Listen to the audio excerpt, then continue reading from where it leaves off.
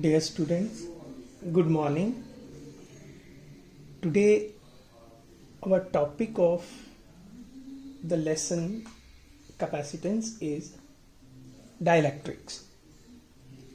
What are dielectrics? Dielectrics are insulating materials which transmit electric effects without actually conducting electricity. These are insulating materials. इसको थोड़ा सा समझते हैं. जितने भी इंसुलेटर होते हैं एक्चुअली उनको डाइलेक्ट्रिक ही बोलते हैं. अब जो डाइलेक्ट्रिक्स होते हैं या इंसुलेटिंग मटेरियल्स होते हैं, हमने बोला था कि उनमें फ्री चार्जेस नहीं होते.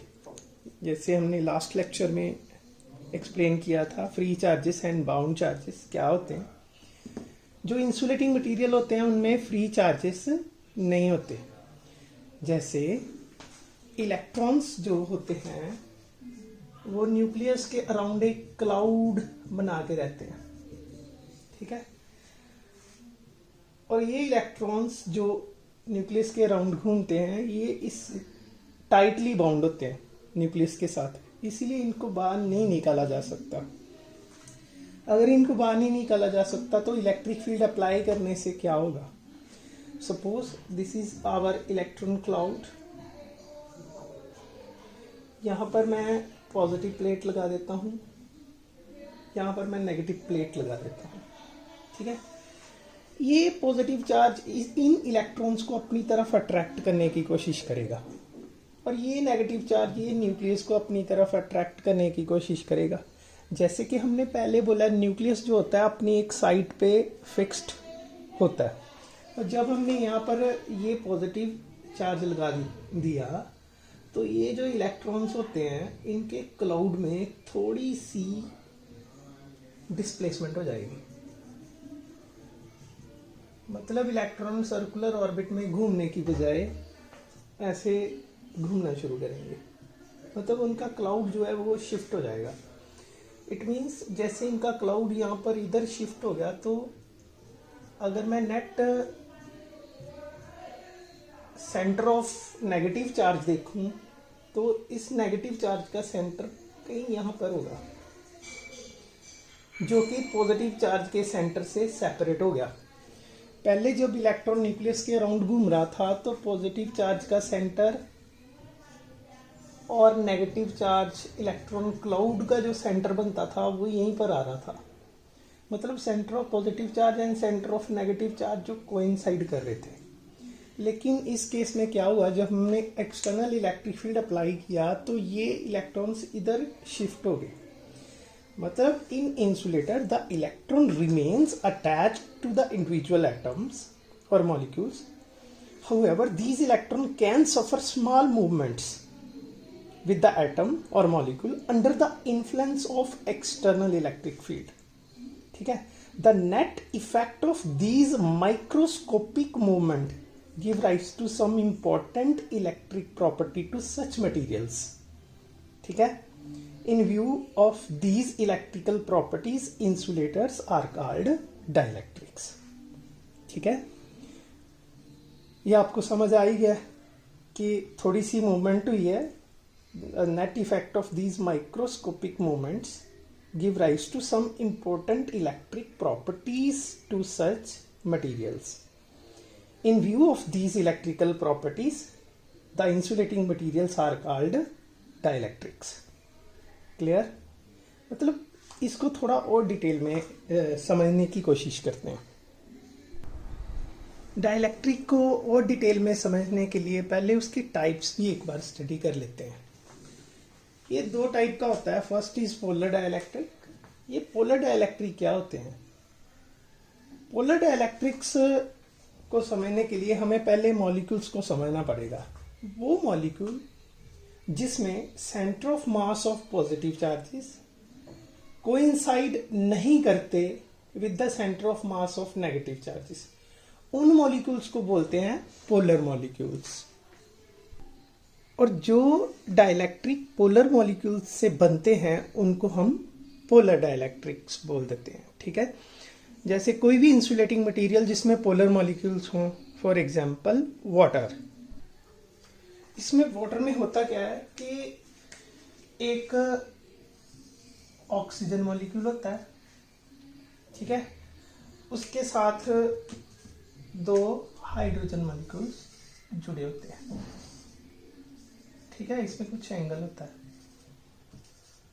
जो हाइड्रोजन होता है ये हो गया oxygen 2 negative, hydrogen positive, hydrogen positive. अब इसमें ध्यान से देखना, जो सेंटर ऑफ नेगेटिव चार्ज है वो यहाँ पर आ रहा है, जो सेंटर ऑफ पॉजिटिव चार्ज आ रहा है वो इनके बिल्कुल सेंटर पे आएगा। ये हो गया 2 प्लस हाइड्रोजन प्लस 2 प्लस, ठीक है। ये आ गया सेंटर ऑफ नेगेटिव चार्ज और सेंटर ऑफ पॉजिटिव चार्ज, जो दोनों एक दूसरे से कुछ डिस्टेंस सेपरेट है। मतलब the centre of mass of positive charge does not coincide with the centre of mass of negative charge. ये मॉलिक्यूल हो गया पोलर मॉलिक्यूल। और जो हमने 1 ग्लास ऑफ डिस्टिल्ड वाटर लिया तो वो क्या हो गया हमारा पोलर डाइलेक्ट्रिक, क्योंकि डिस्टिल्ड वाटर जो होता है वो इंसुलेटर होता है और जितने भी डाइलेक्ट्रिक्स होते हैं वो इंसुलेटिंग मटेरियल्स ही होते हैं। आई थिंक आपको पोलर डाइलेक्ट्रिक्स की समझ आ गई। एक और चीज इसमें मैं बता देता हूं, जैसे हमने डाइपोल मोमेंट पढ़ा हुआ ना, डाइपोल मोमेंट क्या होता है, the product of either charge and the distance between 2 charges. ये देखो इक्वल एंड ऑपोजिट चार्जेस है, +2 -2, ठीक है। ये इक्वल और ऑपोजिट चार्जेस क्या मिलके बना रहे हैं, एक डाइपोल बना रहे हैं, ठीक है। इट मींस पोलर मॉलिक्यूल्स जो होते हैं वो डाइपोल्स होते हैं, क्लियर। अब इनका जो डाइपोल होते हैं तो इनका डाइपोल मोमेंट भी रहेगा ही, तो ये डाइपोल मोमेंट इतना होता है। फिर जब हमने नेट एक ग्लास ऑफ वाटर ले लिया तो उसका डाइपोल मोमेंट कितना होगा, तो उसका डाइपोल मोमेंट होगा 0। वो कैसे, क्योंकि मैं एक फिगर लेके आपको बताता हूँ। पहले एक चीज यहाँ पर समझिए, जो डाइपोल होते हैं ना, ये जो पोलर मॉलिक्यूल्स होते हैं इनको हम ऐसे लिखेंगे, ऐसे करके ना ऐसे बनाएंगे इसको, मतलब centre of positive and centre of negative charges अलग अलग है। जो ग्लास ऑफ वाटर होता है, जो बाहर से कोई भी इलेक्ट्रिक फील्ड अप्लाई नहीं किया जाएगा तो क्या होगा, जो इसके डाइपोल्स होते हैं, ये एक वाटर मॉलिक्यूल ले लिया मैंने, ये एक वाटर मॉलिक्यूल ले लिया मैंने, एक ये ले लिया, एक ये ले लिया इधर, ऐसे ये रैंडमली ओरिएंटेड होते हैं, ठीक है। जब एक्सटर्नल इलेक्ट्रिक फील्ड नहीं अप्लाई किया जाएगा, जब ये रैंडमली ओरिएंटेड होते हैं तो इनका नेट डाइपोल मोमेंट, ये डाइपोल इस डाइपोल के इफेक्ट को कैंसिल कर देगा, ये डाइपोल इस डाइपोल के इफेक्ट को कैंसिल कर देगा, इसलिए इनका नेट डाइपोल मोमेंट कितना आ जाएगा, 0 हो जाएगा, जब एक्सटर्नल इलेक्ट्रिक फील्ड अप्लाई नहीं किया जाएगा, क्लियर। ये होगी पोलर डाइलेक्ट्रिक्स की बात। अब हम नॉन पोलर डाइलेक्ट्रिक्स देखते हैं क्या होते हैं।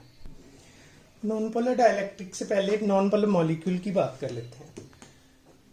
वो मॉलिक्यूल जिसमें centre of mass of positive charge coincide कर जाता है centre of mass of negative charge के साथ, उसको बोलते हैं नॉन पोलर मॉलिक्यूल, ठीक है। यहाँ पर नॉन पोलर आ जाएगा, कॉल्ड नॉन पोलर मॉलिक्यूल, ठीक है। और जो डाइलेक्ट्रिक नॉन पोलर मॉलिक्यूल्स से मिलके बनते हैं उनको बोल देते हैं नॉन पोलर डाइलेक्ट्रिक्स, सिंपल। ये कैसे होते हैं, जैसे हम कार्बन डाइऑक्साइड की बात ले लेते हैं। जो कार्बन डाइऑक्साइड है वो ऐसे ही होगा ना, ये -2, ये -2, ये +4, ठीक है। अब जब हम नेगेटिव चार्ज का सेंटर ऑफ मास निकालें तो यहाँ पर आएगा, तो पॉजिटिव का भी यहीं पर है पहले से ही, तो कार्बन डाइऑक्साइड मॉलिक्यूल क्या हुआ, कार्बन डाइऑक्साइड मॉलिक्यूल बन गया नॉन पोलर मॉलिक्यूल, ठीक है। एक और एग्जांपल ले लेते हैं, जैसे हाइड्रोजन H2, इसको ऐसे लिखते हैं, ठीक है। ऐसे ही नाइट्रोजन भी आ जाएगा, ये भी आपको पता ही ऐसे होता है, ठीक है। मीथेन आ जाएगा, इसको भी लिख लेते हैं, मीथेन ऐसे यहाँ पर एच सी ऐसे करके पिरामिड स्ट्रक्चर आपको पता ही है इसकी।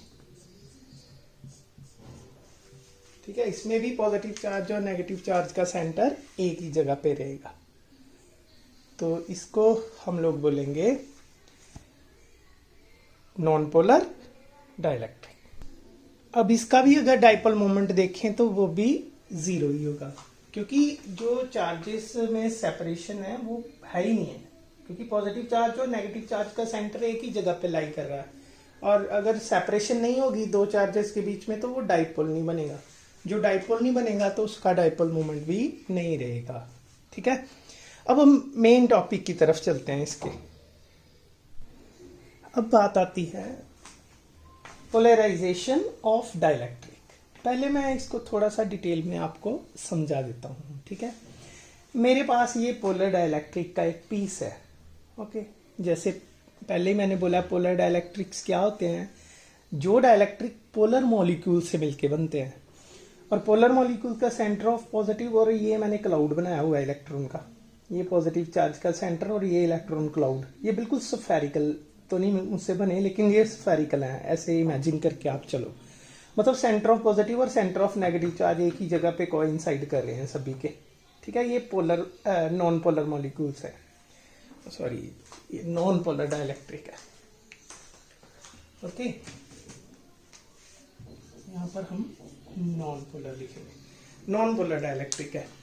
और जब एक्सटर्नल इलेक्ट्रिक फील्ड नहीं अप्लाई किया था तो इलेक्ट्रिक फील्ड अप्लाई ना करने की वजह से इनका पॉजिटिव चार्ज का सेंटर और नेगेटिव चार्ज का सेंटर कोइंसाइड कर रहा है। ठीक है, ये बन गए नॉन पोलर डाइलेक्ट्रिक।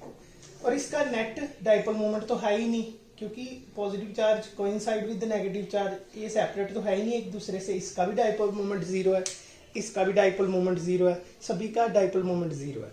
इसलिए टोटल डाइपोल मोमेंट जो आएगा वो जीरो आएगा जब इलेक्ट्रिक फील्ड अप्लाई नहीं किया तो। अब मैंने क्या किया, मैंने इलेक्ट्रिक फील्ड अप्लाई कर दिया। ठीक, जब मैंने इलेक्ट्रिक फील्ड अप्लाई करना है तो मैंने यहाँ पर पॉजिटिव प्लेट लगा दी, यहाँ पर नेगेटिव प्लेट लगा दी। ठीक है, ये पॉजिटिव क्या करेगा, इस इलेक्ट्रॉन क्लाउड को अपनी तरफ खींचेगा, इस इलेक्ट्रॉन क्लाउड को भी अपनी तरफ खींचेगा। जैसे ये खींच के ये स्ट्रेच हो गया, मतलब नेगेटिव चार्ज को इधर पॉजिटिव ने खींच लिया, पॉजिटिव ने पॉजिटिव को रिपेल कर दिया। इसी तरह इसका भी जो नेगेटिव क्लाउड है इसको इसने अपनी तरफ खींच दिया। तो ये स्ट्रेचिंग ऑफ मॉलिक्यूल होगी। स्ट्रेचिंग ऑफ मॉलिक्यूल की वजह से ये पोलर बन गया। ठीक है, इसके पोल बन गए, नेगेटिव चार्ज का सेंटर और पॉजिटिव चार्ज का सेंटर एक दूसरे से सेपरेट हो गया। इसको बोलते हैं, पोल बनने की जो प्रोसेस है इसको बोलते हैं पोलराइजेशन। अब थोड़ा सा इसकी डेफिनेशन की ओर जाने की तैयारी करते हैं। अब डाइलेक्ट्रिक का ये जो फेस था, ये पहले इसका कोई चार्ज नहीं था, इसका भी कोई चार्ज नहीं था, लेकिन अब ध्यान से देखो, ये वाला फेस क्या, कौन सा चार्ज का हो गया, नेगेटिव चार्ज। ये नेगेटिव चार्ज इंड्यूस हो गया, हम ऐसा बोल सकते हैं। और जो फार्दर फेस है वो कौन से चार्ज का हो गया, पॉजिटिव चार्ज का। इट मीन्स इस डाइलेक्ट्रिक के ऊपर इक्वल एंड ऑपोजिट चार्जेस दो फेसेस पे इंड्यूस हो गए। ठीक है, this process of inducing equal and opposite charges on two opposite faces of dielectric on the application of electric field. This process is called polarization. अब हम जो polar dielectric है उसके इलेक्ट्रिफिकेशन की बात करते हैं, उसकी मतलब पोलराइजेशन की बात करते हैं। ये जब इलेक्ट्रिक फील्ड नहीं अप्लाई किया गया तो ये वाला डाइलेक्ट्रिक जो पोलर डाइलेक्ट्रिक है इसमें जो पोलर मॉलिक्यूल्स हैं ये रैंडमली ओरिएंटेड होते हैं, जैसे यहाँ पर रैंडमली दिखाया गया।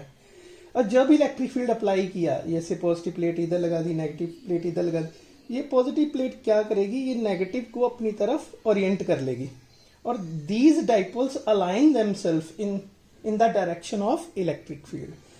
ये मैं क्यों बोल रहा हूँ in the direction of electric field अपने आप को अलाइन करते हैं, क्योंकि आपको पता है डाइपोल मोमेंट की डायरेक्शन किधर होती है। हमेशा नेगेटिव से पॉजिटिव की तरफ। इट मीन्स इस डाइपोल मोमेंट की डायरेक्शन नेगेटिव से पॉजिटिव की तरफ इन the direction of electric field होगी। इसीलिए इसका नेट इलेक्ट्रिक जो डाइपोल मोमेंट आएगा वो भी नेगेटिव से पॉजिटिव की तरफ ही आएगा। सो दैट्स वाई मैंने कहा कि ये डाइपोल्स खुद को अलाइन कर लेते हैं in the direction of electric field. तो इस केस में भी जो ये वाला फेस है ये नेगेटिव हो गया, ये वाला नेगेटिव नेगेटिव नेगेटिव, और इधर वाला फेस क्या हो गया, पॉजिटिव। यहाँ पर पॉजिटिव चार्ज इंड्यूस हो गया, यहाँ पर नेगेटिव चार्ज इंड्यूस हो गया। और एक चीज और बताना चाहता हूं, अगर आप इस केस में देखें, जो नॉन पोलर डाइलेक्ट्रिक को मैंने पोलराइज किया है और जैसे पोलर को भी पोलराइज किया है, दोनों केसेस में डाइपोल मोमेंट की direction in the direction of electric field है। ठीक है, इसको मैं अगर कंडक्टर से वो करूं, कंपेयर करूं, तो कंडक्टर में हम लोग जब कर रहे थे लास्ट टाइम, तो मैंने कहा था अगर यहाँ पर पॉजिटिव लगा दिया, यहाँ पर नेगेटिव लगा दिया, अगर यहाँ पर कंडक्टर होता तो इलेक्ट्रॉन्स जो फ्री होते हैं वो पॉजिटिव तरफ आने शुरू हो जाते हैं।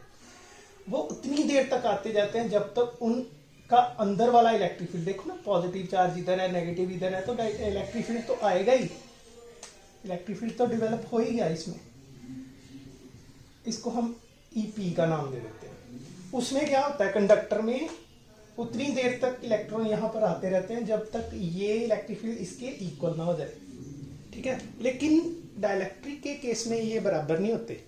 ठीक है, इसका जो इलेक्ट्रिक फील्ड आएगा वो डिपेंड करता है the concentration of dipoles in the dielectric. ठीक है, अब ये जो इलेक्ट्रिक फील्ड आया और नेट इलेक्ट्रिक फील्ड अंदर कितना बचा, उसको हम लोग नाम देंगे रिड्यूस इलेक्ट्रिक फील्ड। मैं ER से डिनोट कर देता हूं, एक्सटर्नल इलेक्ट्रिक फील्ड माइनस जो अंदर डेवलप हुआ, मतलब ऐसे हम रिड्यूस इलेक्ट्रिक फील्ड निकाल सकते हैं। ठीक है, इसको हम फिर से डिटेल में करते हैं, रिड्यूस इलेक्ट्रिक फील्ड होता क्या है। ये आपको क्लियर हो गया, पोलराइजेशन ऑफ डाइलेक्ट्रिक कैसे करनी है, मतलब ऑपोजिट फेसेस के ऊपर इक्वल और ऑपोजिट चार्ज इंड्यूस करने का जो प्रोसेस है इलेक्ट्रिक फील्ड अप्लाई करने के बाद, इसको हम पोलराइजेशन ऑफ डाइलेक्ट्रिक बोल देते हैं। जैसे कि हमने पहले ही बोला है कि ये जो पोलर डाइलेक्ट्रिक है, जब इसको एक्सटर्नल इलेक्ट्रिक फील्ड E0 में रखें तो इसके ऊपर यहाँ पर इंड्यूस चार्जेस प्रोड्यूस हो जाते हैं। अब ये जो इंड्यूस चार्जेस प्रोड्यूस हुए, इधर का फेस नेगेटिव हो गया, इधर का फेस पॉजिटिव हो गया, इस पॉजिटिव से नेगेटिव की तरफ एक इलेक्ट्रिक फील्ड आ जाएगा। इसको हम लोग बोलेंगे इंड्यूस्ड इलेक्ट्रिक फील्ड। ये P मैंने इसलिए डाला क्योंकि ये पोलराइजेशन की वजह से आया।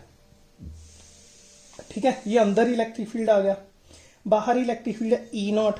इसका क्या मतलब हुआ, ये जो E0 है ये अंदर के इलेक्ट्रिक फील्ड को, जो इनसाइड इलेक्ट्रिक फील्ड है, इसको कम करने की कोशिश करेगा क्योंकि ये ऑपोजिट डायरेक्शन है दोनों की। और ये जो बाकी बचेगा, जितना ये कम कर पाएगा, जो बाकी बचेगा उसको हम बोलते हैं reduce electric field inside the dielectric. ठीक है, जैसे मैंने लैंग्वेज में लिखा है कि होमोजीनियस डाइलेक्ट्रिक के केस में, होमोजीनियस माने जो एक सिमेट्रिकल हो, बिल्कुल एक ही जैसा इलेक्ट्रिक फील्ड हो, एक ही मटेरियल से बना हो। होमोजीनियस डाइलेक्ट्रिक में जो इंड्यूस्ड सरफेसेस चार्जेस सेटअप हो जाते हैं इलेक्ट्रिक, उनकी वजह से इलेक्ट्रिक फील्ड आ जाता है ईपी डाइलेक्ट्रिक के अंदर, in the direction opposite to the external electric field E0। ठीक है, फिर से सुनो, होमोजीनियस डाइलेक्ट्रिक में इंड्यूस्ड सरफेस चार्जेस क्या कर देते हैं, electric field E P inside the dielectric set कर देते हैं in the direction opposite to external electric field. ठीक है, thus जो ओरिजिनल फील्ड है इन द डाइलेक्ट्रिक वो रिड्यूस हो जाता है, तो जो रिजल्टेंट फील्ड बचता है डाइलेक्ट्रिक के अंदर उसको रिड्यूस इलेक्ट्रिक फील्ड बोल देते हैं, which is given by E। ठीक है, इसको हम ऐसे लिख सकते हैं E0 माइनस EP। ठीक है, थोड़ा और आगे बढ़ते हैं। अगर आपको याद हो तो हमने गॉस थ्योरम में एक आर्टिकल किया था कि जब एक प्लेट पॉजिटिवली चार्ज हो शीट, दूसरी नेगेटिवली चार्ज शीट हो, तो इनके अंदर जो इलेक्ट्रिक फील्ड आता है वो आता है सिग्मा अपॉन एप्सिलॉन नॉट, अगर इनमें फ्री स्पेस है तो। ठीक है, अब हम इसकी बात करते हैं। ये तो हो गया इन दोनों प्लेट्स की बात। सिग्मा इनकी सरफेस चार्ज डेंसिटी है, चार्ज पर यूनिट एरिया, जैसे कि मैंने पहले पढ़ाया हुआ। अब ये इसकी बात करते हैं। ठीक है, यहाँ पर पॉजिटिव है, यहाँ पर नेगेटिव है, इसके अंदर भी तो इलेक्ट्रिक फील्ड है, जिसको हमने ईपी लिखा। तो इसको मैं ऐसे लिख देता हूँ, sigma P upon epsilon. Epsilon क्यों लिखा? क्योंकि इसका कुछ ना कुछ परमेबिलिटी ऑफ मीडियम होगा। ठीक है, अब अगर बात करें रिड्यूस इलेक्ट्रिक फील्ड की, तो वो कितना आ जाएगा, sigma upon epsilon not minus sigma P upon epsilon. ठीक है, ये आ गया रिड्यूस इलेक्ट्रिक फील्ड का हमारे पास एक फॉर्मूला। अब एक दो छोटी छोटी definition. Dielectric constant, the ratio of external electric field E naught applied to the reduced value of electric field is called dielectric constant. मतलब किसकी रेशियो करनी है? जो इलेक्ट्रिक फील्ड अप्लाई किया उसकी रेशियो करनी है रिड्यूस इलेक्ट्रिक फील्ड के साथ। ठीक है, इसको डाइलेक्ट्रिक कांस्टेंट बोल देंगे। एक डेफिनेशन हमने फर्स्ट चैप्टर में भी की थी। ठीक है, वो भी याद रखनी है, और एक ये भी बन गई। अब रिड्यूस इलेक्ट्रिक फील्ड की वैल्यू लिख दी हमने, जैसे पहले निकाली थी। Okay, next definition is polarisation density, या सिंपली इसको पोलराइजेशन भी बोल देते हैं। कि क्या होती है, जब हमने डाइलेक्ट्रिक को एक्सटर्नल इलेक्ट्रिक फील्ड में रखा तो इसमें इंड्यूस चार्जेस प्रोड्यूस हो गए। इंड्यूस चार्जेस इक्वल और ऑपोजिट हैं, इसीलिए ये एक डाइपोल की तरह बिहेव करेगा। अगर ये डाइपोल है तो इसका डाइपोल मोमेंट भी होगा। तो जितना डाइपोल मोमेंट डेवलप हुआ पर unit volume of the dielectric, जब इसको एक्सटर्नल इलेक्ट्रिक फील्ड में रखा, तो उसको हमने बोला polarisation density. The induced dipole moment developed per unit volume of the dielectric when placed in external electric field. Dipole moment per unit volume. अब dipole moment किसके बराबर होता है? सपोज करो इस प्लेट पे आ गया माइनस क्यूपी चार्ज, इस प्लेट के ऊपर आ गया प्लस क्यूपी, एक डाइपोल बन गया सेपरेटेड बाय डिस्टेंस डी। मान लो थिकनेस है डाइलेक्ट्रिक की, तो ये चार्ज इधर charge multiply the distance between two charges. और अगर इस फेस का एरिया ए है तो इस डाइलेक्ट्रिक का वॉल्यूम कितना बना? इसका वॉल्यूम बनेगा एरिया मल्टीप्लाई डिस्टेंस। ठीक है, ये डी के साथ डी कट गया, तो पोलराइजेशन डेंसिटी किसकी इक्वल आई? Charge upon area. और इसको क्या बोलते हैं? Surface charge density. ठीक है, ये भी definition clear. Next definition is electric susceptibility. जब हमने ये देखा कि ये पोलराइज हो गया, और जितना ये electric field reduce electric field इसके अंदर ज्यादा होगा, ये पोलराइजेशन डेंसिटी भी उतनी ज्यादा होगी। मतलब इतना कह सकते हैं कि polarisation density is directly proportional to the reduce value of electric field. अब इसकी जगह प्रोपोर्शनलिटी की जगह हम लोग कांस्टेंट लगा देते हैं। ये कांस्टेंट दो टर्म से आएगा, epsilon the permittivity of the medium of the dielectric, जाई इट इज कॉल्ड ससेप्टेबिलिटी। ये क्या करता है? ये नेचर ऑफ डाइलेक्ट्रिक बताता है हमें। मतलब इसका ये हमें डिस्क्राइब करता है the electric behaviour of dielectric. It describes the dielectric behaviour of dielectric. इसको हम लोग ऐसे भी डिफाइन कर सकते हैं, the electric susceptibility of the dielectric is defined as the ratio of polarisation density to the epsilon times of the reduced electric field inside the dielectric. Okay, ये एक मतलब वैल्यू कांस्टेंट है, और इसकी वैल्यू फ्री स्पेस के लिए 0 होती है। Free space is equal to 0। ठीक है, वैक्यूम के लिए मतलब इसकी वैल्यू 0 होती है। क्लियर? अब ये एक कांस्टेंट है, और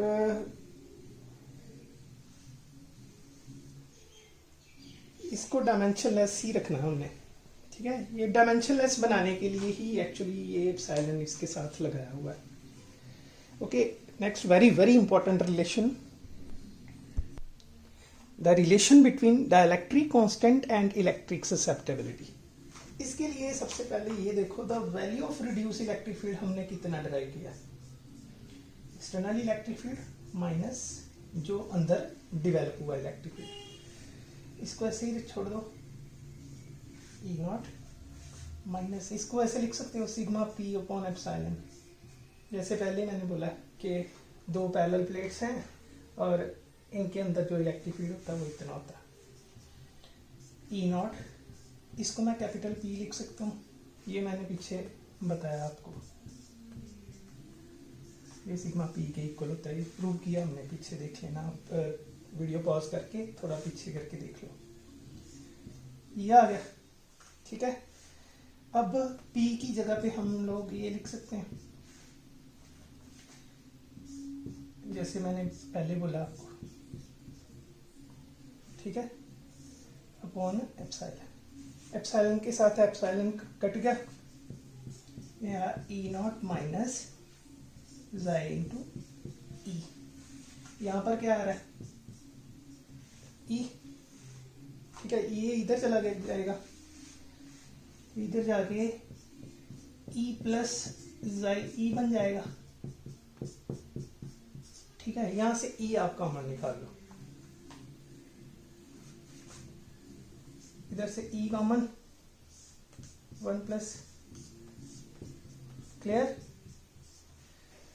1 plus chi is equal to E not upon E, and what is this, this is the definition of dielectric constant.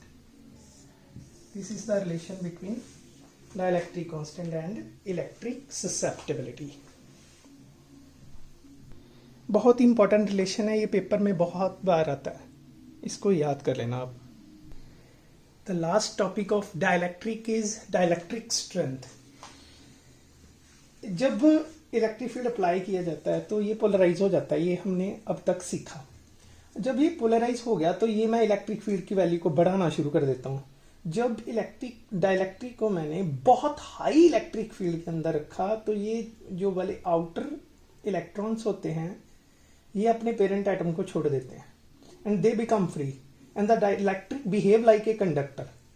जो डाइलेक्ट्रिक है वो कंडक्टर की तरह बिहेव करना शुरू कर देगा, क्योंकि जो बाहरी शेल के इलेक्ट्रॉन थे वो डिटैच हो गए इससे बहुत हाई इलेक्ट्रिक फील्ड की वजह से।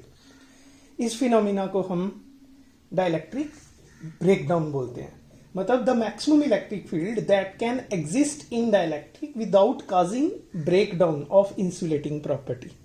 इंसुलेटिंग प्रॉपर्टी तब तक रहेंगी जब तक इसमें फ्री इलेक्ट्रॉन नहीं है। अगर इसमें फ्री इलेक्ट्रॉन आ गए तो ये कंडक्टर की तरह बिहेव करना शुरू कर देगा।